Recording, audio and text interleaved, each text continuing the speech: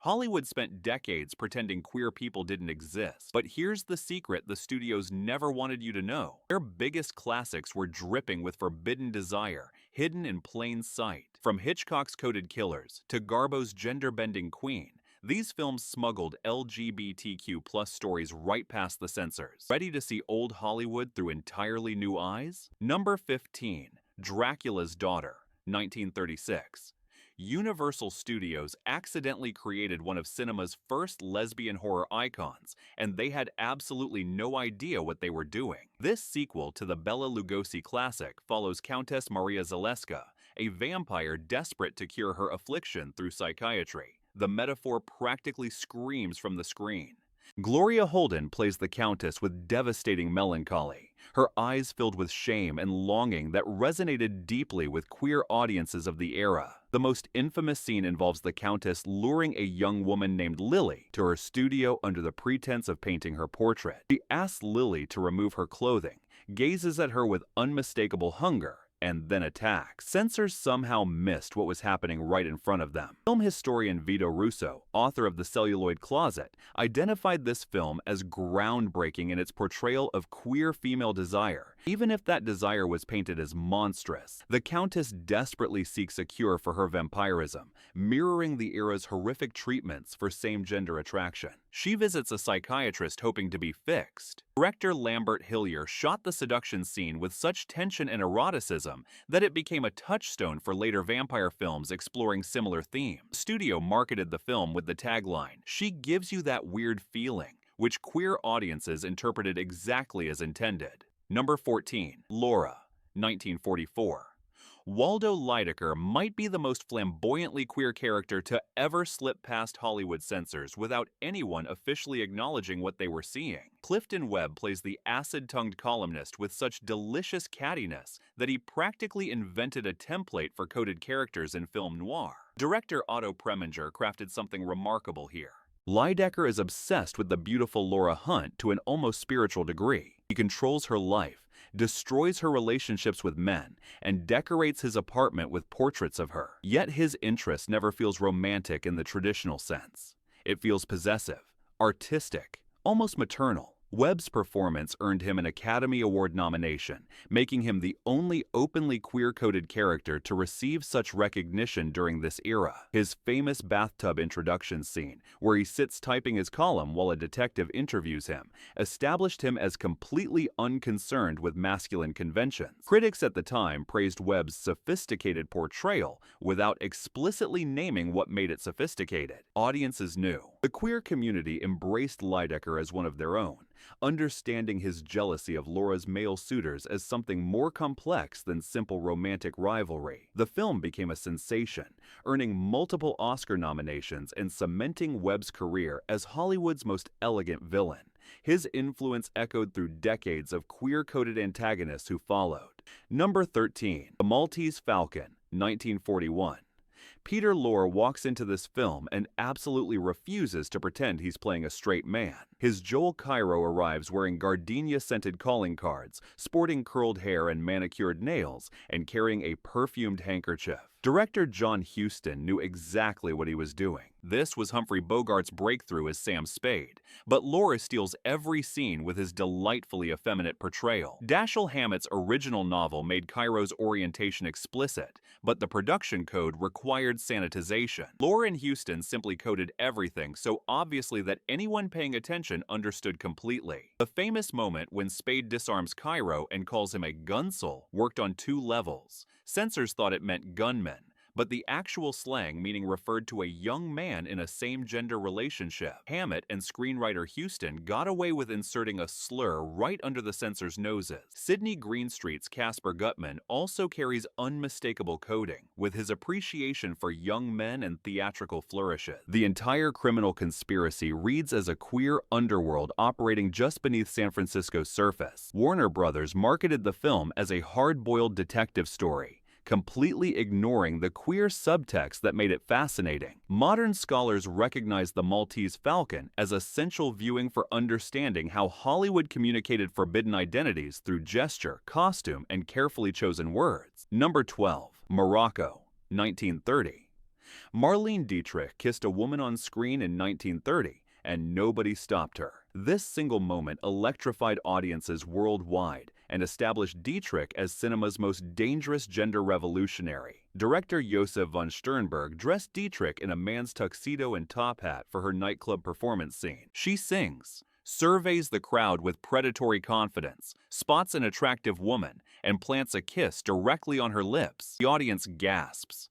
The woman's male companion looks confused. Dietrich walks away like she's done this 1,000 times. Paramount Studios had no idea what to do with this footage. The production code was just being drafted and enforcement remained lax. Von Sternberg shipped the film out before anyone could demand cuts. By the time censors caught up, Morocco had already become a sensation. Gary Cooper plays the nominal love interest, a Foreign Legion soldier, but Dietrich's chemistry with women throughout the film often overshadows their romance. She plays Amy Jolly as completely comfortable with fluid attraction, existing in a space beyond conventional categories. The film earned Dietrich her only Academy Award nomination and cemented her status as an icon for audiences who recognize themselves in her defiance. For decades, queer women passed around stories about this scene like sacred text. It proved that Hollywood, even accidentally, could show them existing on screen.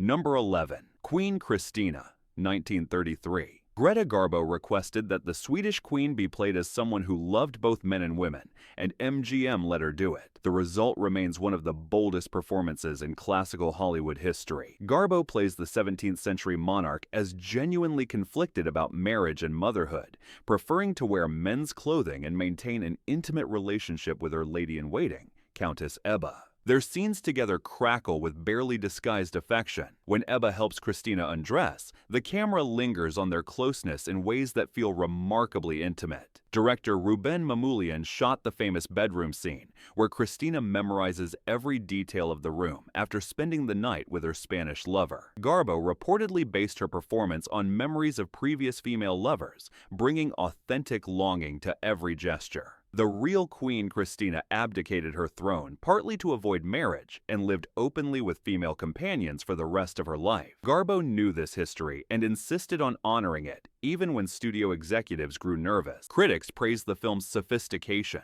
and Garbo's otherworldly presence without naming why she seems so compelling to certain audiences. The queer community claimed Queen Christina immediately, recognizing a kindred spirit in both character and star. Number 10. Calamity Jane, 1953. Warner Brothers accidentally made the most joyful lesbian love story of the 1950s while thinking they were creating a standard musical comedy. Doris Day and Alan Ann McClary share chemistry so undeniable that modern viewers struggle to see anything else on screen. Day plays Calamity as a rough, masculine frontier woman who brags about her adventures and struggles to fit feminine expectations. McClary plays Katie Brown, a sophisticated performer who moves into Calamity's cabin. Their cohabitation plays out like a romantic comedy, complete with jealousy, reconciliation, and a song called A Woman's Touch, where they literally domesticate together. The number, Secret Love, which Day performs after supposedly falling for Wild Bill Hickok, became an anthem for closeted queer women across America. The lyrics about hiding feelings and finally declaring love resonated far beyond their supposed heterosexual context. Day sells the emotion so completely that the song won the Academy Award for Best Original Song. Director David Butler seemed oblivious to what he was filming. The final sequence shows both Calamity and Katie having weddings, but their chemistry remains with each other throughout. They look at their husband, they look at each other. It's not subtle. Film scholars now cite Calamity Jane as a masterpiece of accidental queer cinema. Number 9. Gentlemen Prefer Blondes, 1953. Marilyn Monroe and Jane Russell spend this entire film acting like they're married to each other, while occasionally tolerating the men around them. Director Howard Hawks knew exactly what he was creating. The musical number Two Little Girls from Little Rock establishes their relationship immediately. They perform in matching outfits, finish each other's thoughts, and display physical comfort that exceeds their interactions with any male character. Russell's Dorothy literally rescues Monroe's Lorelei from unwanted male attention repeatedly throughout the film. Their shipboard romance with various millionaires reads as performance rather than genuine interest. When separated, they pine for each other, When reunited, they celebrate with more enthusiasm than either shows for their supposed love interests. Hawks had previously directed films with strong female partnerships, but nothing matched the intensity here. Monroe and Russell reportedly developed genuine friendship during filming, and that affection translates directly to screen chemistry. The Olympic team sequence features Russell surrounded by muscular male athletes, yet she performs "Ain't There Anyone Here for Love" with obvious disinterest in their attention. She's performing heterosexual interest as comedy, while her real relationship exists with Lorelai. 20th Century Fox marketed the film as showcasing two bombshells for male audiences, completely missing that queer women saw something entirely different on screen. Number 8. Strangers on a Train, 1951.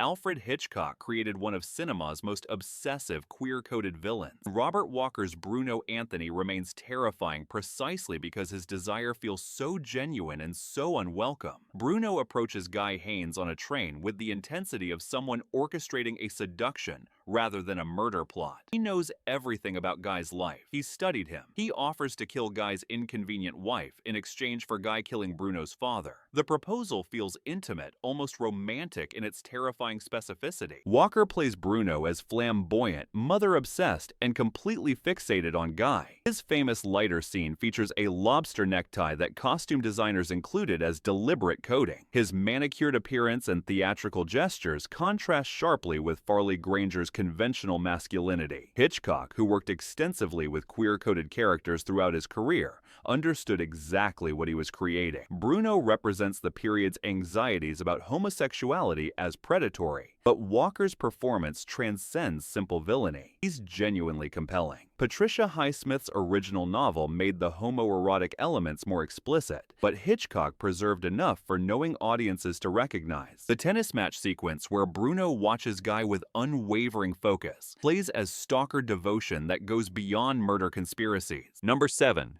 Johnny Guitar, 1954. Two women fight for control of an Arizona town with intensity that makes the nominal male characters feel like afterthoughts. Joan Crawford and Mercedes McCambridge created one of cinema's most electrifying same-gender rivalries. Director Nicholas Ray staged their confrontations like lovers' quarrels. Crawford's Vienna and McCambridge's Emma have history. Their hatred feels personal, intimate, rooted in something neither character explicitly names. When Emma leads a lynch mob to Vienna's saloon, she's dressed in funereal black and delivers accusations with scorned lover fury. McCambridge reportedly despised Crawford during filming, and that genuine animosity translated into performances of astonishing intensity. Their final confrontation, where Emma screams accusations at Vienna while a crowd watches, plays as public humiliation for private betrayals. French critics, particularly those associated with Cahiers du Cinéma, immediately recognized the film's queer subtext and celebrated it as revolutionary. François Truffaut called it one of the most beautiful films ever made, praising its emotional honesty beneath Western genre trappings. Sterling Hayden plays the title character, but his romance with Vienna generates nowhere near the heat of her scenes with Emma. The real love story here is twisted, violent, and unmistakably between two women who can't forgive each other for something the script never names. Number 6. A Streetcar Named Desire, 1951. Tennessee Williams smuggled his dead friend's story into mainstream cinema, and the production code couldn't cut it entirely without destroying the plot. Blanche Dubois' husband killed himself after she discovered him with another man, and that tragedy haunts every moment she's on screen. Vivien Leigh won her second Academy Award playing Blanche with devastating fragility. The Varsuviana polka that plays in her mind connects directly to her husband's final moments.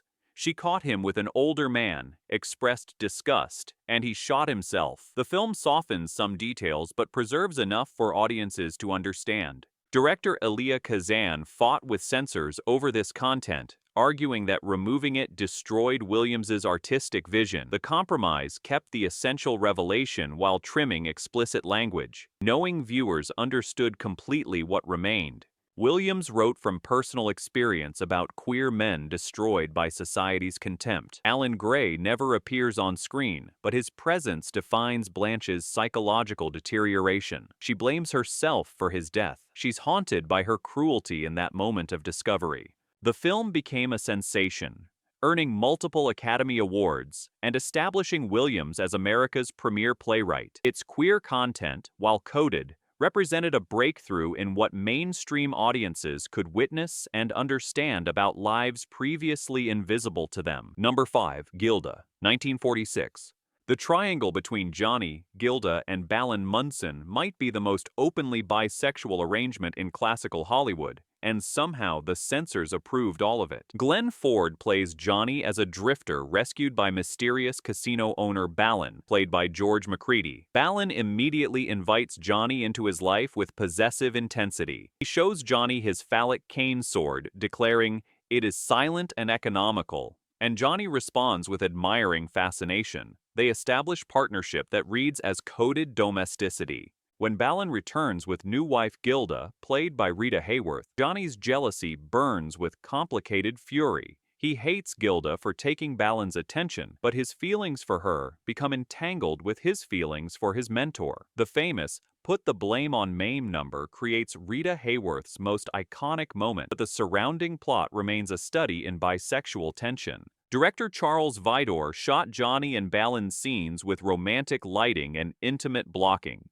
Their partnership feels more emotionally authentic than Johnny's supposed love for Gilda. When Balin apparently dies, Johnny's grief exceeds any feeling he shows for the woman he marries. Columbia Pictures marketed the film around Hayworth's beauty, missing entirely that the most passionate relationship on screen existed between two men. Number 4. Rope, 1948. Alfred Hitchcock adapted the Leopold and Loeb case into a thriller about two men who share an apartment, a murder, and a relationship the film never names but absolutely shows. Brandon and Philip are lovers, and their crime is inseparable from their intimacy. John Dowell and Farley Granger play the killers as intellectual aesthetes who murder for the thrill of proving superiority. Their dynamic screams domesticity. Brandon dominates, Philip follows. They bicker like spouses under stress, and their disaster unfolds in the home they share. Hitchcock shot the entire film in what appears to be one continuous take, trapping the audience in their apartment as they host a dinner party with the victim's body hidden nearby. The technical innovation serves thematic purposes. We cannot escape their relationship's intensity. Screenwriter Arthur Lawrence was openly involved with Granger during production and has confirmed that everyone understood the characters' relationship. The production code required silence on the matter, but Hitchcock coded everything so obviously that pretending otherwise insults the audience. Warner Brothers grew nervous about the content and limited the film's release. It flopped initially, but gained recognition decades later as scholars acknowledged what Hitchcock had accomplished, a mainstream thriller about a gay couple's psychological dissolution. Number 3. Cat on a Hot Tin Roof, 1958. Tennessee Williams wrote Brick's relationship with his dead friend Skipper as explicitly homosexual. MGM panicked, rewrote substantially, and still produced a film where Paul Newman spends 2 hours refusing to touch his wife because of a man. Elizabeth Taylor plays Maggie as desperately in love with a husband who can't reciprocate. Newman's Brick drinks constantly, recoils from her advances, and fixates on his deceased friend with grief that exceeds normal mourning. The script dances around the truth that Williams's play stated directly. Director Richard Brooks fought with the studio over how much to preserve. The final film removes explicit confirmation but keeps every emotional beat. Brick's father, Big Daddy, played by Burl Ives, confronts him about Skipper, and Brick's defensive rage tells audiences everything the dialogue can't say. The film earned 6 Academy Award nominations and became one of the year's biggest hits. Critics praised the mature handling of delicate subject matter without naming the subject. Newman reportedly studied the original play extensively to understand what the film version had cut. His performance preserves the essence, a man destroyed by internalized hatred for desires he couldn't accept. Williams himself expressed disappointment with the compromises, but acknowledged that MGM had pushed further than most studios would dare. Number 2. Spartacus, 1960. The oysters and snails scene became legendary precisely because censors cut it for decades. Then, its restoration revealed what 1960 audiences were never allowed to see. Laurence Olivier seduces Tony Curtis while discussing seafood. Olivier plays Roman general Crassus bathing, while his slave Antoninus, played by Curtis, attends him. Crassus discusses his appetite for both oysters and snails, establishing a metaphor so transparent that studio executives demanded its removal. He's asking his slave whether he judges those who enjoy both men and women. Director Stanley Kubrick and screenwriter Dalton Trumbull created the scene knowing it would face censorship battles. They filmed it anyway. Universal Pictures distributed the film without this sequence for 30 years before restoration efforts in 1991 brought it back. Olivier had died, so Anthony Hopkins dubbed his voice. The restored scene changes the entire film's dynamics. Crassus's pursuit of Spartacus becomes charged with additional meaning. His desire for conquest includes physical dimensions previously only implied. Kirk Douglas, who produced the film and starred as Spartacus, has discussed the scene's importance to understanding Crassus's character as predatory in multiple dimensions. Censorship proved how threatening studios found even metaphorical acknowledgement of same-gender desire among powerful historical figures. Number 1. Rebecca, 1940. Mrs. Danvers loves Rebecca de Winter with obsessive, destructive, all-consuming devotion, and Judith Anderson's performance remains the most chillingly romantic portrayal of queer desire in classical Hollywood history. Alfred Hitchcock's adaptation of Daphne du Maurier's novel centers on a nameless second wife, played by Joan Fontaine, who marries the widowed Maxime de Winter. She arrives at his estate Manderley to find housekeeper Mrs. Danvers keeping Rebecca's memory violently alive. Anderson plays Danvers as a woman in perpetual mourning for her mistress. She preserves Rebecca's bedroom as a shrine, strokes her clothing with tender reverence, and describes her beauty with barely concealed desire. When she shows the new wife Rebecca's transparent nightgown and brushes, she's sharing intimate details of her worship. The famous sequence where Danvers tempts the heroine toward an open window plays as a jealous lover eliminating competition. She wants Manderley to remain Rebecca's. She cannot bear seeing another woman in her place. Du Maurier herself had relationships with women and wrote Rebecca's absence as the most powerful presence in the novel. Hitchcock translated this perfectly. Rebecca never appears, yet she dominates every frame through Danvers's devotion. The film won Best Picture at the Academy Awards, becoming Hitchcock's only film to receive that honor. Critics praised Anderson's sinister portrayal without acknowledging why exactly she seemed so threatening. Decades later, scholars recognize Mrs. Danvers as essential representation, a queer woman whose love, however twisted, feels absolutely genuine. Old Hollywood thought they were hiding these stories, but queer audiences found them anyway. They passed knowledge through generations, teaching each other where to look for reflections of their own desires on screens that pretended they didn't exist. Which of these films shocked you most? Which deserves a spot we missed? Drop your thoughts below. Here's the real question. If Hollywood was making films this queer while actively trying to suppress LGBTQ+ representation, what does that tell us about whose stories have always mattered, even when the industry claimed otherwise?